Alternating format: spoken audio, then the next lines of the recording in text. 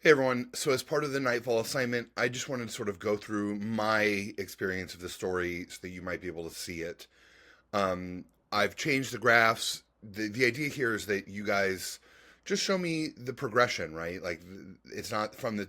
I took the template assignment and just changed the graphs. That's all I've done so far. But here you can start to see that for me, the tension is between this notion of faith or belief and this notion of rationale or critical thinking.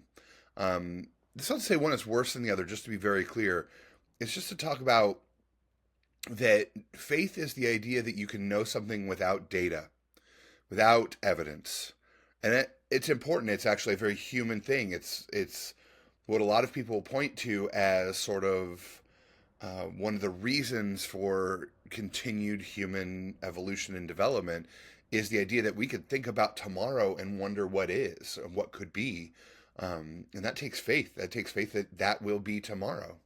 And critical thinking operates in antithesis to that because critical thinking is the notion that you don't know anything without data or evidence. And we see that, like we talk about, Credo and Plato, where the greater the zeal, the greater the danger.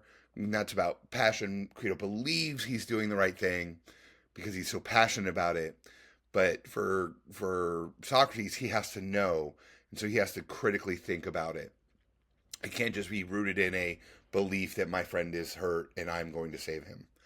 And so here in the story, you're introduced to that. In the exposition, let's talk about how the story develops. In the exposition, we get Lagash. Lagash is a planet with six moons. Or, I'm sorry, six suns. That means it is in perpetual sunlight for thousands and thousands of years. With perpetual sunlight, there's no notion of the darkness. There's some things that are happening here in terms of metaphors that are really great.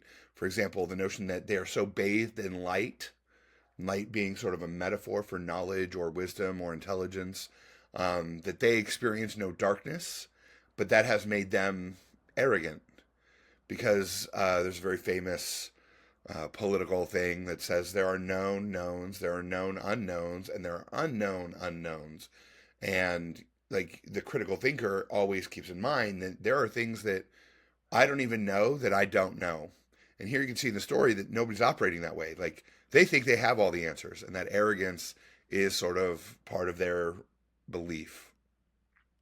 And that belief is for everybody, right? That belief is for most people in the story. The scientists believe that they have an answer. They believe that they know. They believe they're preppers, right? They're doomsday preppers. They're like, oh, we got it. Like as long as we protect ourselves, we record it, we will survive this. But is that accurate or not? Like that they believe it, but they don't even know what's going to happen. They think they know what's going to happen.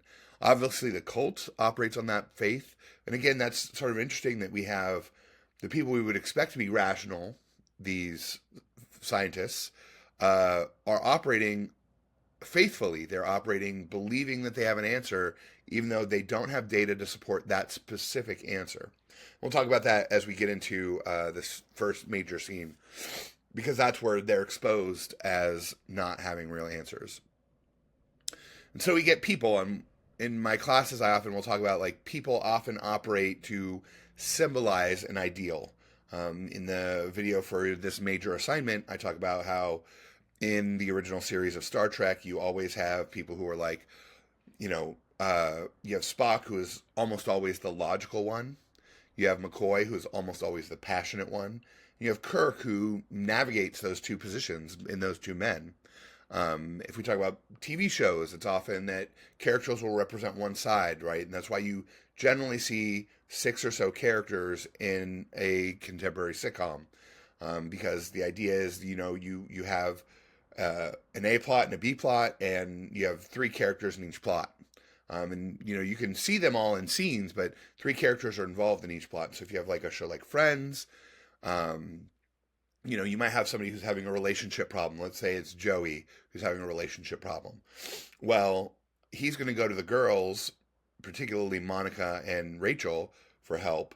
And the idea is that Rachel, being the sort of like serial dater, the popular one who is very Joey-esque, is going to give one opinion, and Monica is going to give a very different opinion, and Joey's going to have to navigate that, right? And if it's Ross and the boys, then we have Chandler and Joey. And so these things just repeat, and you can switch up the boys and the girls. So we have Monica and Joey, or we have Rachel and Chandler, and that's what creates the sort of quote unquote difference in those narratives. So that's what characters do. Here we have the journalist. The journalist is the most rational person in the story. We see that because the arguments he's making are very rational, right? He comes in, and to be very clear, you're not supposed to really like him. He seems like a scummy TMZ reporter, right? Like they talk about him being beat up to get scoops. They talk about him, being this sort of like guy who goes out and he just smack talks people. And when he comes in, his argument is, "Hey, you should let me stay here and watch this." They're like, "Why? You don't believe it's going to happen?" He's like, "That's the reason." It's like, let's say it happens. What's the worst that's going to happen? Like, I'm here, the world ends, we all die anyway. He's like, "But if it doesn't happen, I can spin it for you. I can make it seem like you're less responsible." Like he's a PR guy, like we have celebrities who have people who do this for them every day, right? And so you can start to look at and see how he operates very logically. We might say cynically, right? That he doesn't believe anything anyone says until he's forced to.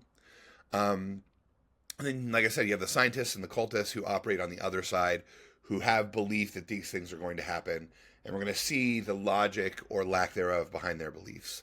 And once we meet all these people, we move into the first scene, right? We're now here. They literally leave the room. They go in a different room. He's sitting down with this psychologist, and he goes, the first thing the psychologist does, which might be sort of revealing, he says, "Hey, bring me a drink." And then the leader of the center is like, no, like, water? No, like, we're not drinking. He's like, no, come on, it's a party. Like, let's drink. That should give you some insight into their rational thinking, right? How rational is that? And as that progresses, you start to see the lack of rationale in this guy's mind, right? We start with the ancient history information. So we know from their history that there's these cycles. We know that these cycles repeat on a regular basis. We know that they tend to end in a fire. We don't know what causes the fire. He doesn't know what causes the fire. He thinks he knows.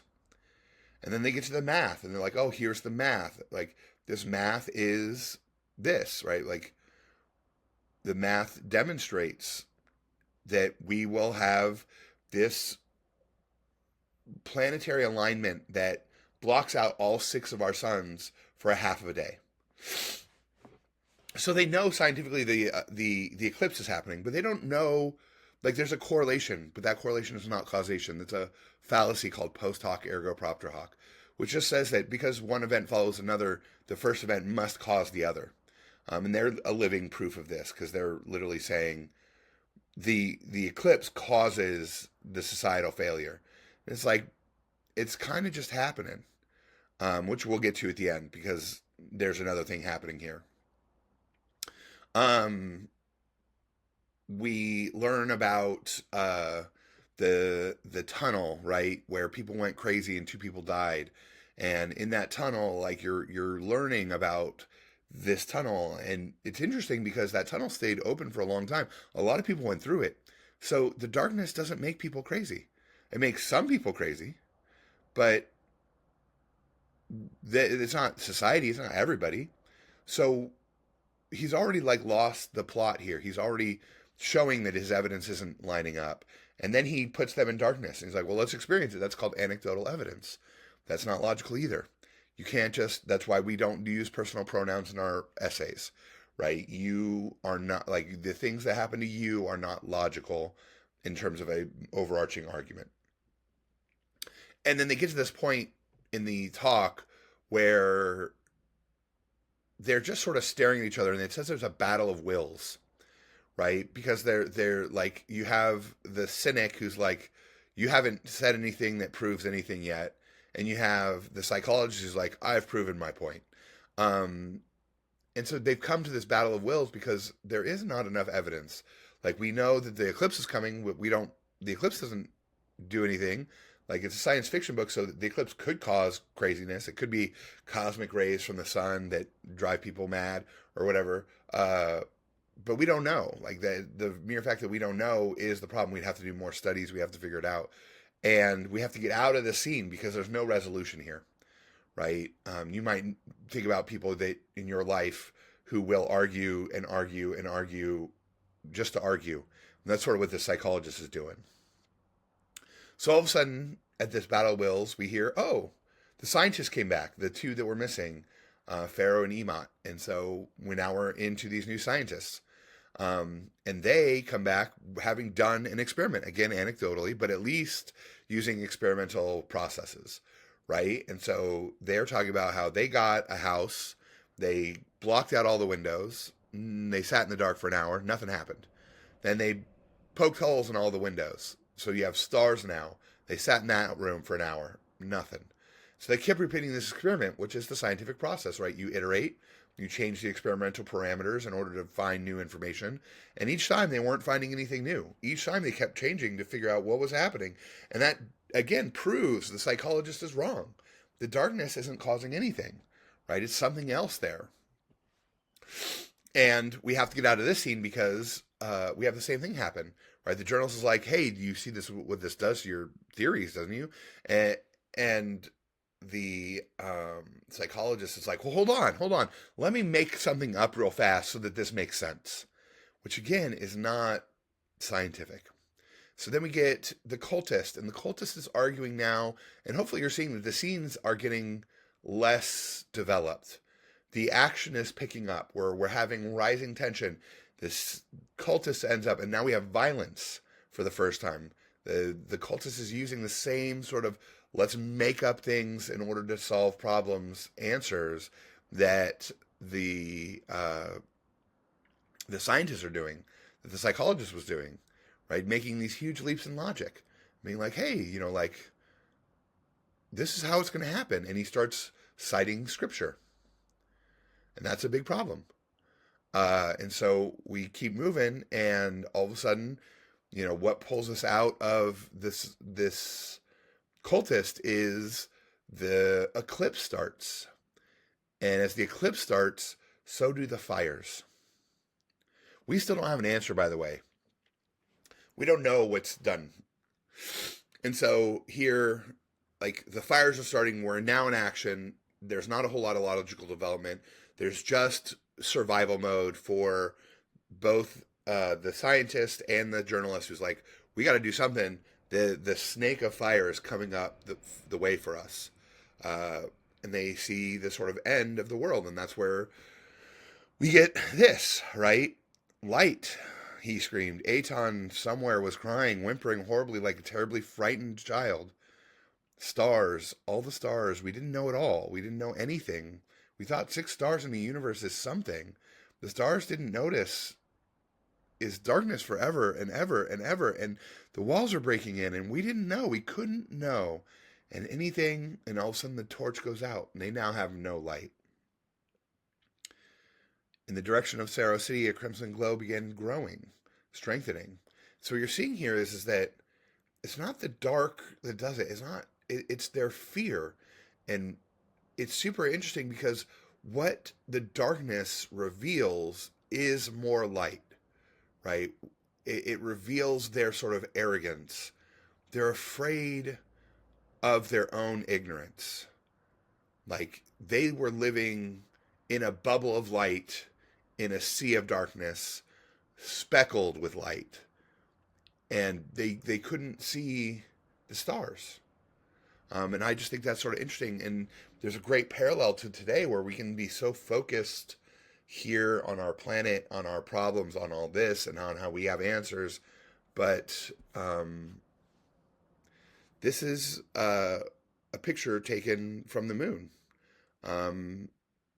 Like, if you go out, to be very clear, on a clear night into complete darkness, miles and miles and miles away from a city, you will see this picture a little bit differently. It's not amazing. It's the mere fact that the light of our cities, the light of our civilization, is literally blocking out the light of our stars, and Asimov is sort of like playing on that idea with these suns that provide light, but we're losing touch of the bigger picture. We are so focused on our problems and our stuff, we're not really paying attention to the bigger picture. That we live in a sea of light, in a sea of darkness speckled with light. We're so afraid of that bigness. There's literally a thing called thalassophobia, which people think is about a fear of big things, but really it's the fact that, like here, it's not that you fear the darkness, it's you fear what the darkness exposes. And thalassophobia isn't about the fear of the big thing, it's really the fear of feeling small. And so people who experience thalassophobia in the open ocean, under a huge sky, right, in these giant spaces, their fear comes from feeling small. And I thought that was just sort of an interesting story.